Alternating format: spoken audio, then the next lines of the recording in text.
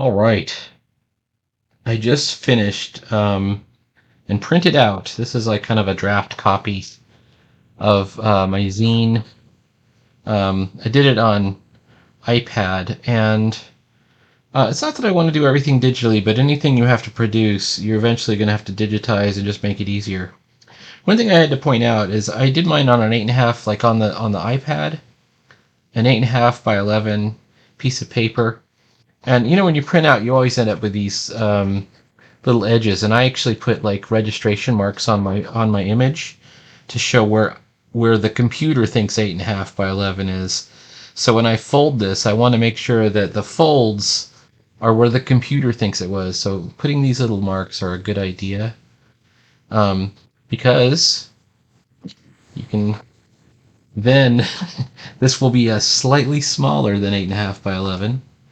Um, we're gonna shave off a few millimeters here. So let's see if I can do this correctly. And like I said, this is a draft copy. Um, Once again, so the registration mark is just a little corner L-shaped mark that shows where, and this is how much gets shaved off. It's just a little tiny strip, but the folds have to be correct. It'll fold even when it goes on there, but I've been extra careful to avoid the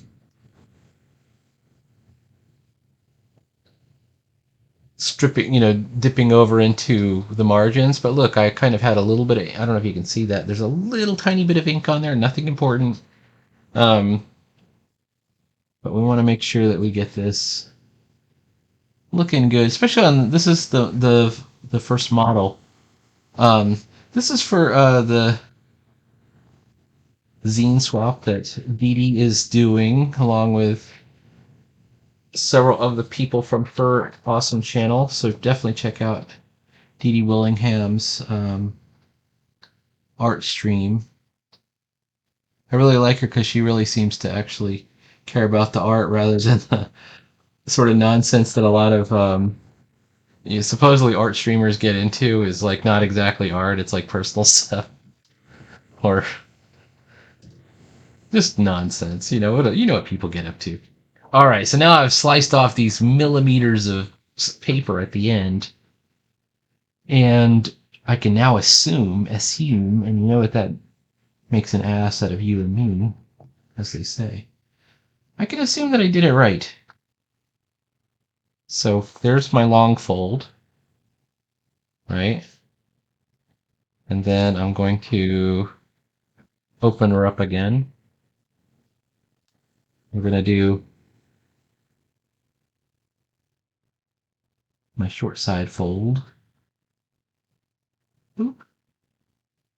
I want to make sure. Oh, see, look, it's slightly off centered over here, but look, I was so careful that it's still I ended up okay. I was really worried about this panel too because this is kind of it's not it's like a space scene, so I was even thinking of blacking it out entirely. Like I better not do that because if I get it off, if I'm off even a millimeter, the space part will be over on the next page. So I had to be very careful about that. Okay, so now we've done all that, and now it's just a matter of matching up your folds over here. So luckily I've been doing a lot of pop-ups lately, and pop-ups also require that sort of precision folding ability. Okay.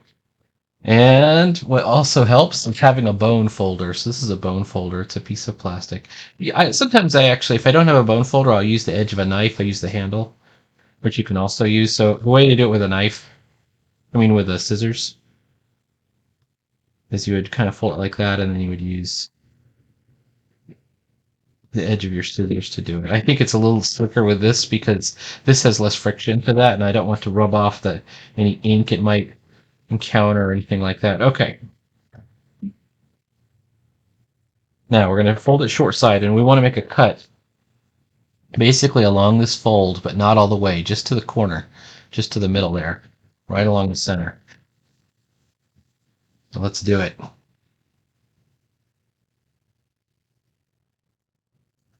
I'm kind of excited about this particular project because this is the first time I did hand lettering. Um, And I'm going to just freely admit that I cheated on my hand lettering. Um, I lettered with the font, but then I just um, took the opacity out, and then I lettered over the top of it by hand. And I didn't always follow. In fact, sometimes I didn't even follow the words. I actually changed the words. So I was actually just using the font as like a size guide in certain places. And it's also really good for spacing and things like that. Okay, so there it is. There's my zine, The Great Race of Yith. And basically, it's a cautionary tale. It tells us a little history of the Yith from the Shadow Out of Time. Kind of explains what they're up to. Talks about what their ability to do, and then it ends with what did they want, what were they searching for. And then it gives you a warning at the end. And then there's my 3 prompts at the bottom. I don't know if you can see that there, which was cone, lobster, and rain. And there's my zine. Now I think when I do mine, not everyone does this. A lot of people leave them as unstapled, unglued. I think I might either use paste or staples. I have a nice stapler, and I could staple the spine so that they don't open up, and so the booklet works. Um, but I think it works, and I think that I'll be able to easily print up 10 of these, and I might even do them at work. Boy, I wonder if anybody will notice I do it at work. And, and on a nice laser printer rather than the laser. Rather than the inkjet that my girlfriend has over there. All right. Please like, follow, and subscribe. Follow me for more stuff. I do comics every day.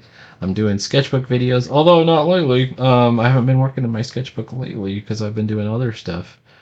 I actually got a pretty cool commission, and I worked on that just straight through. I don't stop. It's like goes straight to the top of the priority list. And then right after the commission was over, then I was like, um, really involved in working on one of the comic pages that was presenting a bit of a challenge. And then I got this zine thing that I wanted to do, and I'm really excited about it. Now I'm kind of torn. Should I color it in? I could color it with maybe colored pencil or marker before I give it. I think marker might ruin it though, because marker's going to bleed through.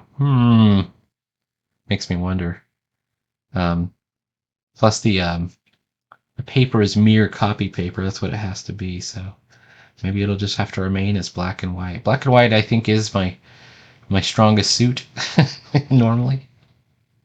So anyway, there it is. All right, talk to you later.